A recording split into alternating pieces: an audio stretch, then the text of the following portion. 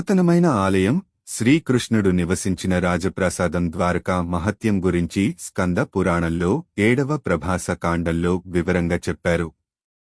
ద్వారకాధీశుడైన శ్రీకృష్ణుడు నివసించిన ప్రదేశం బెట్ ద్వారకా.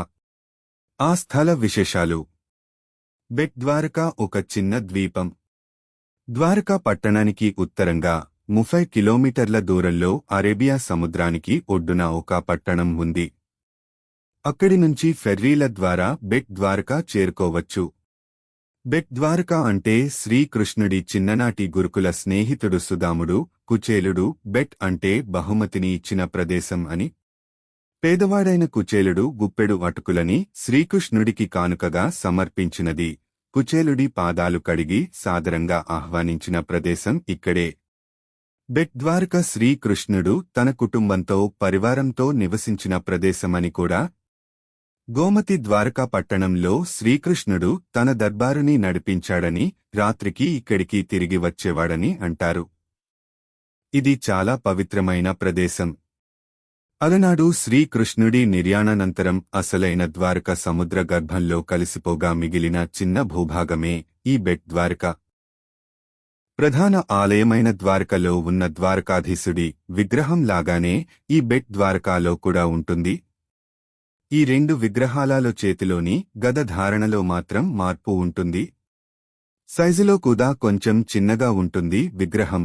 శ్రీకృష్ణుడి భక్తుడైన వల్లభాచార్య దీన్ని నిర్మించినట్లు చెబుతారు. శ్రీకృష్ణుడితో పాటు ఆలయంలో ప్రద్యుమ్నుడు, పురుషోత్తముడు, దేవకీ ఆలయాలు ఉన్నాయి. ఉత్తర, దక్షిణ దిశలో గరుడుడి ఆలయం ఉంది. కృష్ణుడి ఆలయం సమీపంలో తూర్పున సాక్షి గోపాలుడి, ఉత్తరాన రుక్మిణి, రాధాదేవి ఆలయాలు, జాంబవతి మొదలైన మూర్తుల ఆలయాలు కూడా ఉన్నాయి. ఇక్కడ చాలామంది భక్తులు గోధుమ పిండి, ఇతర ఆహార పదార్థాలు దానంగా ఇస్తారు.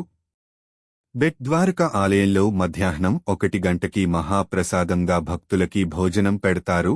బియ్యం పళ్ళెంలో దక్షిణ పెడితే కొంచెం బియ్యం చేతిలో ప్రసాదంగా ఇస్తారు. ఆ బియ్యాన్ని ఇంట్లోని బియ్యంలో కలుపుకోమని చెబుతారు. బియ్యాన్ని ప్రసాదంగా ఇవ్వటం ఇక్కడే కనిపించింది. ఇక్కడ పెద్ద గోశాల కూడా ఉంది. భౌగోళికంగా బెట్ ద్వారక పురాణాల కాలం నుంచి ఎంతో ప్రసిద్ధి చెందింది. ప్రస్తుత యుగంలో ఆ స్థల ప్రాశస్త్యాన్ని గురించి అనేక పరిశోధనలు జరుగుతున్నాయి. ఈ ప్రతి ప్రాచీనమైన బెట్ ద్వారకాలో పురావస్తు శాఖ వారు, నిర్మాణ శాస్త్ర నిపుణుల బృందాల పరిశోధన ఫలితాల ద్వారా ఈ బెట్ ద్వారకలో వాణిజ్య వ్యాపారాలు విస్తృతంగా జరిగేవని తెలిసాయి. ఇక్కడ లభించిన మృణ్మయ పాత్రలు, నాణేలు, రాగి చేపల గాలాలు, రాతి లంగర్లు, హరప్పన్ల కాలం నాటి మట్టి పాత్రలు ఇంకా ఇతర పాత్రలు లభించాయి. అంతేకాదు ఈ బెట్ ద్వారక ద్వీపం, దాని చుట్టుపక్కల ప్రదేశాలు సముద్ర తీవ్రత మూలంగా భూమి ఊచుకోతకు గురయింది.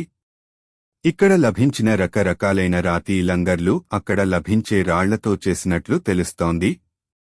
లభించిన సత్తు బిళ్లెలు, సత్తు లంగర్లు ఇంకా లభించిన నౌకా అవశేషాలను బట్టి అక్కడ రోమన్ వ్యాపార సంబంధాలు తెలియజేస్తున్నాయి. బెట్ ద్వారక పురాతనమైన, ప్రధానమైన రేవు పట్టణం అని తెలుస్తోంది. ఈ బలమైన రాతి లంగర్ల వాళ్ల నౌకలు కొట్టుకుపోకుండా ఆపేవి.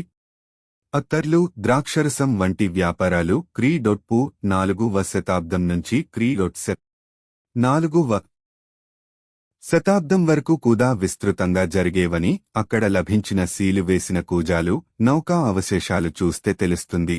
ద్వారకా నగరంలోని జామ్ నగర్ జిల్లాలో సముద్రమట్టంలో ఉంది. ఇక్కడికి రాజ్కోట్ వరకు కానీ, అహ్మదాబాద్ వరకు కానీ రైల్లో వచ్చి అక్కడి నుండి రోడ్డు మార్గం ద్వారా ద్వారక చేరుకోవచ్చు.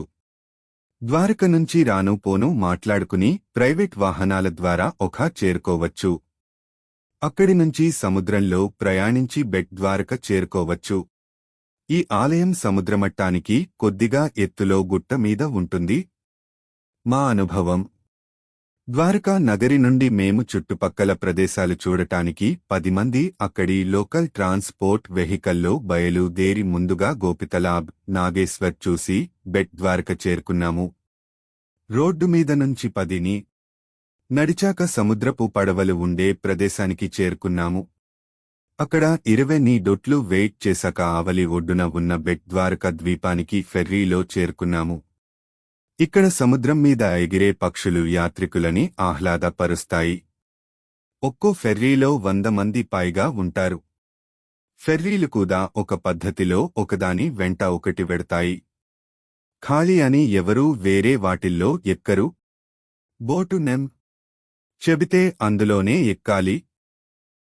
ఎక్కే ముందు తోపులాట జరిగింది. అందరికీ ఆత్రమే ఎక్కాలని. ఏమాత్రం ఏమరుపాటుగా ఉన్నా కింద నీళ్లలో పడిపోతాము. పట్టుకోడానికి ఏమీ ఉండవు. రిటర్న్ తిరిగి వచ్చేటప్పుడు ప్రత్యేకంగా బోటు మాట్లాడుకుని ఎక్కువ పే చేసి మా గ్రూప్ మాత్రమే ఎక్కి వచ్చాము. మేము ఓకా రేవు మీదుగా సముద్రంలో బెట్ ద్వారక వెళ్లినప్పుడు నౌకలు, ఫెర్రీలు, బోటులు చాలా కనిపించాయి. చాలామంది బోటు ఎక్కే ముందు మరుమరాల పాకెట్లు కొన్నారు. బోటు బయలుదేరాక ఎక్కడినుంచో సముద్ర పక్షులు, కొంగలు మాతో పాటు వచ్చాయి. అందరూ తమ వద్దనున్న మరుమరాలు వేస్తుంటే అవి కింద పడకుండా క్యాచ్ పట్టుకుంటున్నాయి. 15ని జరిగిన సముద్ర ప్రయాణంలో అవి అక్కడ ప్రయాణించే ఇతర ఫెర్రీల వద్దకు తిరుగుతూ ఆహ్లాదాన్ని పంచాయి.